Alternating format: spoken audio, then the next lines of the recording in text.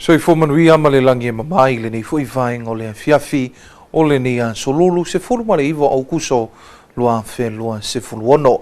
Ai alo mai o sisi le nei o fopoponga o tātou Talafou Mai Vaifanua. Tumua I tātou Talafou Mai Vaifanua mo le nei fiafi. Ua whamawina le toa tele o le tātou atunuu ua afia la tau se leni ona o whainga tau whaasise. I lunga o penga te whailangi ua hafu ai ona sila le whale tupe tu tonu Samoa. Mo se awala e fo I aile nei whaafi tauli. Matha tamata whaavai mo se whao boponga. O lea afio tupe o tātou tangata I whainga tau whaasise I lunga o penga te whailangi. Ua manatu ai le malo e te tawana I se whainga e pui ai o tātou tangata mai whainga tau whaavalea. O le tūlafono tau whaaufi le restalaino o whaamatalanga ma whaamamonga tau no ngā tupe lua wheluono. Whaafoeina le whalitupe tūtotono o Samoa. O loo talanoa ina le pāle mene. Se awale ma whaione pui ai tupe o tātou tangata ona o le mālosi o le tau whaasese. O le tue nā masela ina le tele o menei I lunga o telefoni. Mai o lo matai tua le e tātou o whalitupe tūtotono. O la tau e mai whaamatalanga, tu tongi atu le tupe, ona e sauni leo la maua lau tupe. Ma o talitono e leo se mea fau e te tauna matuato e mata alia le iai, lo tātou watunu, I mea tonu la ne ta o scam. Tangata tau whaavalea I lunga o telefoni ma mea umam whaamatalanga, e watu whalitua lalo le tātou whalitupe tūtonu o o lo iai le afianga te le lava mo le tātou watunu. Mai le tasi e tō mo lo o vise o isi tangata o lo wai. E no whamalama maari e le iai langa e ofo ngia tupe e tau mai tonu I. E te tau lava o na tātou whisosoni I tātou umma o le pāle mene. Lima su tasi tu malo. Lima su tasi tai fono. Whamalama lamba na tau pulea. Mai le se ma tau pule titi. Ai iai lava isi tu langa tātou te manatua. I langa o le lolangi wa sui. Sui mele lei, ma mea ia tātou te angaru I. E anga I e whaamamla manga o mene o scams, money laundering, criminal transfer, ma mea umana e te tau na tātou pui ai. Ma o le whature na o le tātou teunga le whai le teimine nei. Na tūla I le afionga le sui pāle mia. Honorable Mulipola Ana Rosa Ale Molioo. O le ministai o na le tūlafono. E tāua le tiute male matawhai oi le whalitupe tūtonu. Tau longolongo ona ilela I titi le numero tangata o le atunu o ua afia. O company tupe whaamamoli la sa o whaingalwengai. E iai ala to high risk countries. E le mawhai o ngā lafo iai ni tupe o ngā compliance check o man whaatino ina. Ta watua malmanino la o fionga le fonga whetalai. To tele yo tātou tangata e awhia ai, tātou vulnerable people. Ma le tāua leo le tātou tūlafono. Tāua leo le tiute ma le matawhai o le tātou whalitupe tūtitonu. Awa a mai almasina, e tāpena umali poti e money transfer operators, ma aveanga I le mtanga alwenga le tātou whalitupe tūtitonu. E o whaulai tātou commercial bank e awe I tonu. O lona winga, o I lai whai e iloa le ilo ilonga, ma whai e le monitoring role. Afa peo si misione le nga lafo lan tupe I le Western Union. Ai koe lafo, koe su e ako si misione la lafo I le Pacific Money Transfer. Wa tele wha maunga. Wa tele mafua anga o mwhai e ona whaatino le ilo ilonga. Ale whal tupe tutonu. Una whaatino le o lato whaalau iloa. Ai se ai whaatino ai whaalau iloa. Ia malama le atunu. O whainga nei, o whainga tau whaabalea. E tāua la le tiute ma le matawhai o I tau longolongo. A le tātou whalitupe tūtitonu. O ngai la uia tiutilo a o iai titonu o le company tupe whaamamoli. Whio lolo I o tātou tangata. Ua awhia o lātou tamau ainga. A o tangata e lava le tomai. Ai ua whaabalea ina. I le miliona lea. Lea ta watu o tangata o whaabalea. O nisi o lātou o loo whaia le tau whaabalea. O loo nonofo lava I Samoa. Ai madi e ilo aifo o le scammers ale tono Samoa e fa pea o le scammers laisbaf o le tono Samoa ma o isi baenga ia e taua tatou tulafono teu le ia il 3 milione o le foi tatou mai tau wina il 3 milione O se tasi lea whataua ma le whaamomua le tātou whainga malo. O le tau tafi e se al tūlanga o le aisa. A tātou tala noa le aisa. O le aisa. E o whatasi mal tupe. Ia lea tātou te whea ngai nei mal suesuenga mal sa ili ilinga al tūlanga lea le na tūla i mal taimi nei a Vietnam. Le awai atu o le tangata Samoa e whaatino. Whao o le maliu le tangata Samoa. Whawhen whaatino mene. O loo involve i matupe whea wea. O whea luatu ai tupe. It's either at what to fall tupe, be at what to money transfer operators. O le tāua lea o le tātou teunga le iai. Ina ia mautinoa tu ese, ia tiu te mamtawhai o ia kovana. Ina ia mautinoa e iai sesi tangata tuto o tas. E tu la i mai pol tātou komiti whāton, whātino la le vaenga lea lautele. Ai alo ia kovana. Ia molana ia lava tiu te mamtawhai o i wha executive, wha management. I te tono o tupe atina. Martha tamata whaavai Talafou Mai Vaifanua. O le whetū na ai o to whinga o a whionga i minista o le kāpeneta ma minista lango i le nau ta inga o le malo i a le leile atina ina o le tamau ainga o le atunuu. Feini Anthea Ferretti mo se vainga i le reporti. E tele ni tuna inga, ua whatulanga i to whinga o whionga minista o le kāpeneta, papea i minista lango. Ile nau ta inga le malo. Ia maupopo pia na ngaluenga whaatino. Au whanga solo ile atina e no te mau a inga le atinuu. Ile whanutanga le palemene le nei vai aso. Na sau no whapitoa ile whionga le palemia. Sunga la aule le mali atua leo te pola ta iwao Fosi Schmidt. I whesuia inga o ta ita inga matanga luenga. Papia whalapo te potonga tuma o tia le malo. Se taso suinga tāua. O le tofinga leo le whionga ia mulpola ana rosa ale molio. E ave masui palemi o Samoa. Ina ua whaamuta le tofinga sa umia e toe lupe po munuku o ni semo. Ua iai fo isuinga le taita inga o niso whaalapo te patonga le malo. E au fia i pulenga o tine mum whaalavalava tupu whafuasei. Le pulenga o le whale Samoa ma olo a manu. Le komito skola sipi. Whapele pulenga o le kasino ma talonga whai tupe. O te whangaina fo ile nei awa no tāua lau e whionga le whonga whetalai. O te whailo ia alo ia tuai le whaafonga mai o Samoa.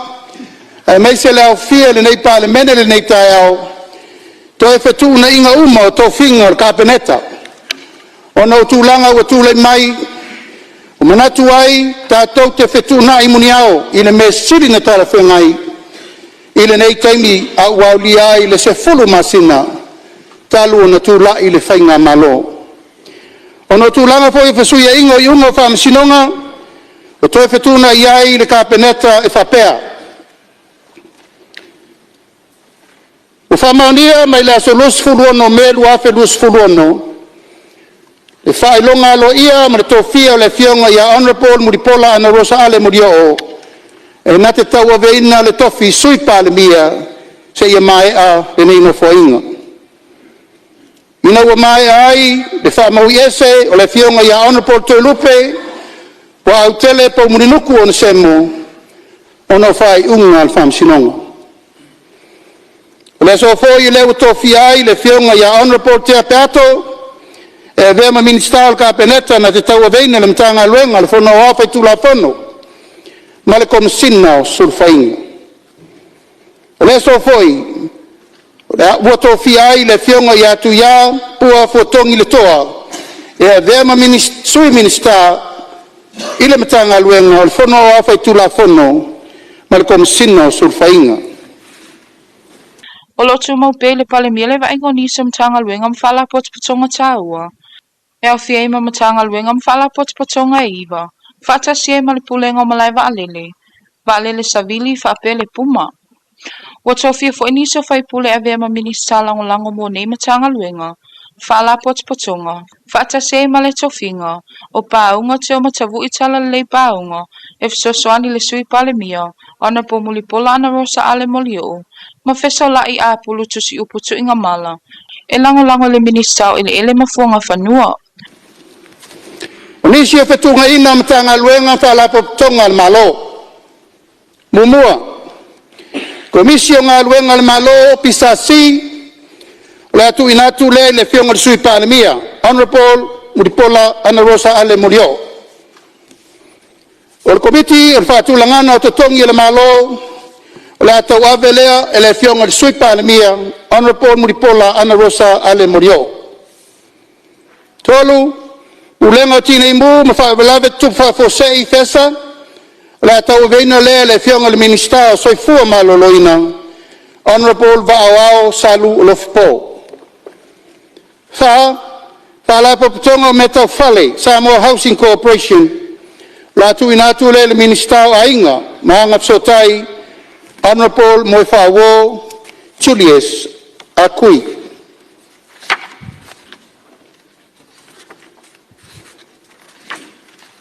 Lima, no whaanga whaapitol toi fuata ino tupulanga Talavou, Olo Manu Center, latu inatu le fionga le minista o ainga mapsota inga, Honorable Moifawo Julius. Ono, Committee Scholarship Committee, ola tu inatu le minista wa onga manganu. Honorable ai ono Aleki Ekeloma. Fitu, ulengo fafoino casino matalonga faitupe sese, Gambling Control Authority. La tu inatu le minista pisinisi malamanui maleipa, Honorable Fata Ryan Schuster. Dalu, Committee of Petpetinga, TAP, la tu inatu le minista pisinisi malamanuia, Maleipa Honorable Fata Ryan Schuster. Matafa yoi fau wala whengai malparmia. Momua, tanga luenga o ngā luenga whila wainga matina SS, MWTI. Lua, pulenga suavai, Samoa Water Authority. Tolu, whalapa tonga malosi tau letise, EPC. Fa, pulenga tau wafu, mataulanga, SPA. Lima, whalapa tonga tau vaa Samoa Shipping Corporation. Ono, ulenga tau whilawainga le lawelele, LTA. Fitu, company vaa Samoa marpi whala, Sa. Palu, ulenga o mlaivalele, Airport Authority. Iva, company vaa lele el Samoa Airways. O isim tawhaioi, Balele Savili, Civil Aviation, Fufuanga mo pulengo no fuanga taulanga Puma, Mala Pacific Forum Line, PFL. O minsta lango mo le Palmia, Umua Honorable Moifawo Julius, Lua le fionga yavui inga sione inga, Tolu tofaya tautu ave se iuli la faitele taititi valoanga, Malaluna fa, tofa ya siata tavu itafu. Minista lango, malafio marsui parmia. Honorable paunga, te matavu itala lelei paunga. Minista lango, mula minista ele, mafuanga fanua. Honorable fesolai apulu tusiupu tuingamala. Lawa fionga le fonga fitalai. O fetuna inga na le tatau kapeneta. Ua manatu e tatau o na whetunai. Ina ia so o le fau ma ialu i le au ta wheloa ta penanga le tatou whainga malo. Swinga uma nei o whailoa mai le malo. Se vainga tamo whainga whaamalusia i le taita inga. Ma le whaatino ino ngā luenga i mtanga luenga mwhala potspotonga uma. Whaine te whereti Talafou Mai Vaifanua. O le whaise malo longa Talafou Mai Vaifanua no toi taliu mai helea. Pe a mai a whaasala launga whaapisi nisi nei. Samoans are embracing the many advantages cyberspace offers, and our economy and quality of life are better for it. However, as we enjoy its benefits, we also recognize that it threatens us in a variety of ways. Everything around us is connected digitally. What you see may not always be true. Who you think you know may not always be who they appear to be. The question is, are you safe online? Every day you may come across unknown attempts to jeopardize your data, your devices, and your personal identity. Sometimes a casual peek is really snooping. Sometimes sharing information too often may result in critical private data being made public. Sometimes a lucky find can lead to bad luck. Even visiting a website can lead to unnecessary sites. Today, cybercrime causes huge problems for society, personally, financially, and even matters of national security. To avoid getting these threats, use strong passwords. Think before you click, post, and type. Make secure choices. Protect your computers. Protect your devices. Browse wisely. Protect ourselves. Be cyber safe.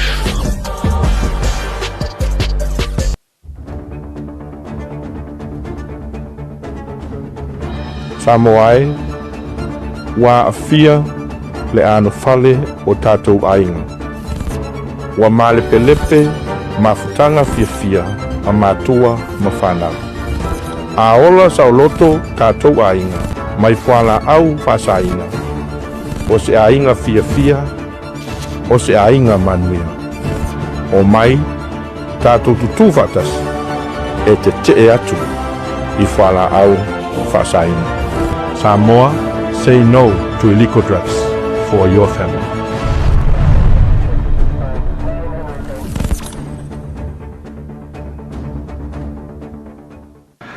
Sorry, Aukuso, apa bunyi? Kau bayi Rusia, ya? Loket fung. Kalau kau ame, kau siapa ini? Apa ni orang ini ni tu sok mana kita? Kini lo kembali kini orang marusin loket ni. Ini sok dua, ini sok fana. Ya baik, ini orang open laptop. Yang apa ni kau mahu ni kau tinggal kalau TikTok. Ini baik, kau hack kita kalau Facebook. Mia kau orang offer kau ya, okay via famous kasen solo video. Dia baik mung. Lah kau ada request tu. Kau nggak saya berap, pamarusian o password kami uma. Kalau ibu kalam. Ada sih kalau password.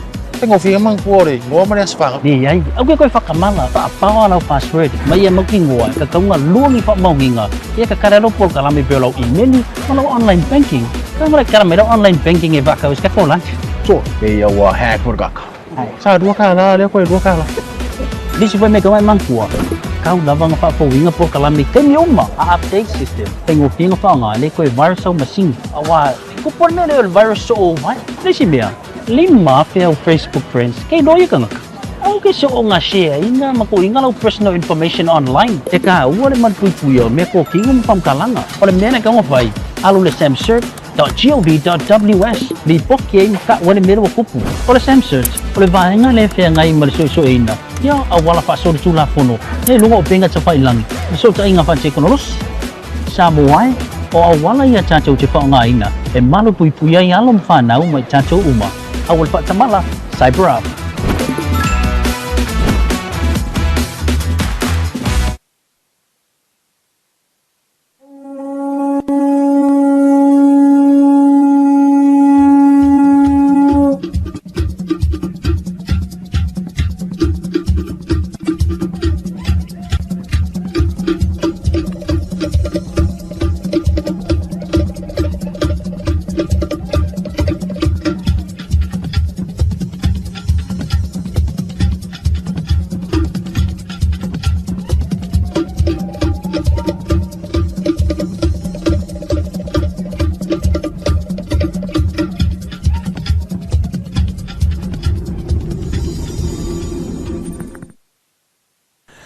E o atu le valu le o whai o tamaitai e awhia I le kānesa o le nguto le to ala whanau I le tausanga nei se I tulou ma o loo whaatino pēr whanau I loa o le soifua malolo ina ia awane I ai se tamaitai e awhia I le kānesa Martha taumata whaavai mo se whaupoponga.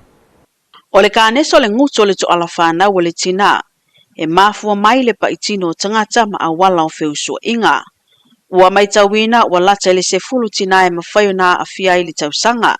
Mai le ma ia I le sila ale soifua maloloina. A o le kānesa nā le o le ngutu to ala whanau, o le ua moua le virus. Okay. E a fo I ua mafu ai. O le tele la o kānesa ia. Pe o le valus fulu, o le ivas fulu valu pasene o kānesa o le ngutu to ala whanau. E moua mai la le virus I le ta o le HPV. E o le HPV la. Ia o mea e whea ia I le paitino tangata. Le paitino pe a whelātai. Ia ai o le virusi foi le o le tele ia tu ainga basalo o le rose la ui tu ainga. O si tu ainga ia ma se ni mo ia me hoi sa ta tele ai foi ia ta tu ia se le la fko. Le lafko e o sosolo ai I o kalima mo ka vai. Le lafko o le singa I ku ai nga o le vai usi le. O le si ku ai nga. E mo wai la le ka ne sa o le fo le mutu to ala fana. Te le la no me pai tino. Ia ma me o awala o fiusuainga. O loo whanga solo polo kalame pui pui mo tina. E alai tui pui pui mo whanau me le se fulu walu tau sanga le mātutua. Malu pui pui a ole io o ile o langa whai a hainga. Wa atu le valu se fulu paseni wa mai ona whai tui pui pui. Mai le iwa se fulu paseni o loo mana mia. O loo whaatino fo I pui pui nga mo le tolu se fulu tau sanga nga ilunga le mātutua. Mai mana o mia le anga I le whare mai. E o atu le lima I la towe maa li liu le tau sanga. Le vai tau sanga le wha se fulu le lima se fulu tau sanga. Ma a whai ai le leo na whaatino le nei polo klame. O le ale aise tina I toe maliu. Ona o le kānesa o le to ala whanau. Martha Tomata whaavai Talafou Mai Vaifanua. Ua whai titia ai Talafou le malo I le kuata whai u o yoni lua whelua sifuru ono. Se vai ngai le ne ripoti mai a wheni Anthea Ferretti. Ua whaawau pe ona whai titi ala o whai o ai Talafou le malo o Samoa. E tu sai male lipoti. O lo whamawina I le tūlanga o ai Talafou le malo. Mo le kuata na whai u ia yuni lua o lua ono. E ono se lau iwa sifulu tasi ma le 8 miliona tala le au whai o ai Talafou le malo. I le whai ungo le kuata o yuni. Mai tu sale ma le sifulu iwa tasi ma le 5% o le GDP po le au whai ingo le tamau a ingo o loa. Mau au nanga ingo si tono Samoa se vai taimi patino. Le au pa ui lalo I fo le tapula a whatulanga. E 5% o le GDP. Mai le au whai inga. E ono se lau whatasi miliona tala o ai Talafou Mai Vaifanua po external debt. Ai whasifulu iwa tasi ma le 8 miliona tala o ai Talafou tono le atunu po domestic debt. Ua whailo mai fo I li poti. Ua pa ule au whai o ai Talafou le malo I le tasi ma le 3%. Pe a whaatustu se le kuata na whai uia mati lua o lua ono. O se taso e tu tau na whai lua mai le reporti. E le ini no ngā tupe fo na whai le malo e tono le kuata o yuni lua o lua ono. Whaapea fo I ma le tausanga ato e o mai le taminei. O lo whai loa I o lo tu mau pele tūlanga o ai Talafou Samoa. I se tūlanga mawalalo pe a fue le tapula a whale tupe ua whaatūlanga I le malo. Wheni Anthea Ferretti Talafou Mai Vaifanua. Tawalunga malisi ui le nao tātu Talafou Mai Vaifanua. Mole nei fu ia fiafi. Manuia telele nei po ai mole timi nei tō wha soifua.